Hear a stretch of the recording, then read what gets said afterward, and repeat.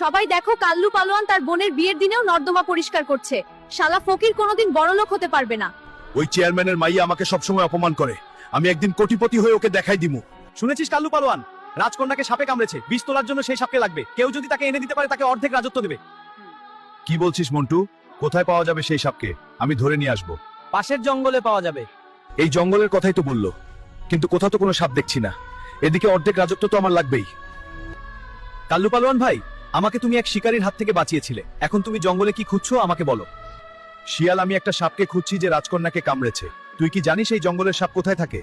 সাপেদের গুহায় আমি তোমাকে নিয়ে যাচ্ছি, আমার সাথে চলো।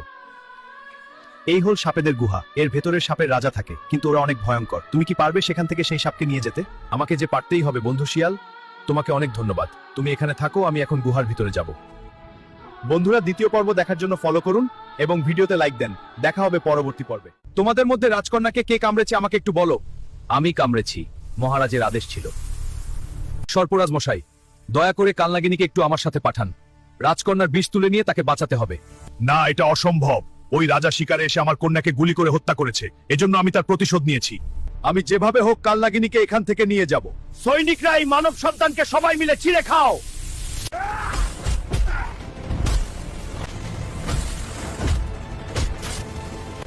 এই নাও বন্ধু কাল্লু পালোয়ান, এটা দিয়ে তাদের মারো। সরফরাজ, তোর সব চেলা চামুন্ডা শেষ, এবার তোর পালা। কাল্লু ভাই, আমাকে ক্ষমা করে দাও, তুমি কালনাগিনকে নিয়ে যাও। ঠিক আছে, তোকে ক্ষমা করে দিলাম। বন্ধু শিয়াল, তোমাকে অনেক ধন্যবাদ। তুমি না থাকলে আজ আমি অসাধ্য সাধন করতে পারতাম না। কিন্তু আমার হাতে একটি সাপ কামড় দিয়েছে, প্রচন্ড যন্ত্রণা হচ্ছে। বন্ধু শিয়াল, আমি আর যন্ত্রণা সইতে পারছি না, আমি হয়তো আর বাঁচবো না। না বন্ধু, আমি তোমাকে মরতে দেব না। এটা কি বন্ধুর শরীর তো নীল হয়ে গেল। বন্ধু তুমি একটু সহ্য কর, আমি দেখি কি করতে পারি। বন্ধুরা দ্রুত ফলো করো আর ভিডিওতে লাইক দাও, দেখি আমি বন্ধুকে বাঁচাতে পারি কিনা। পরবর্তী পর্ব দেখতে ভুলবে না। আমাকে আরো দ্রুত যেতে হবে। জঙ্গলের ভিতর একজন সাধু বাবা আছে, সে সবসময় ধ্যান করে, তার কাছে দ্রুত পৌঁছাতে হবে। এই তো প্রায় চলে এসেছি। সাধু বাবা, আপনার ধ্যান ভঙ্গ করার জন্য আমি দুঃখিত। আমার বন্ধুর বড় বিপদ, তাকে বাঁচাতে হলে আপনার সাহায্য লাগবে। কোথায় আছে সে? অনেক দূরে জঙ্গলে আছে। ঠিক আছে, শান্ত হো, এত দূরে তো হেঁটে যাওয়া যায় না। আমার পঙ্খিরাজকে ডাকছি। পঙ্খিরাজ,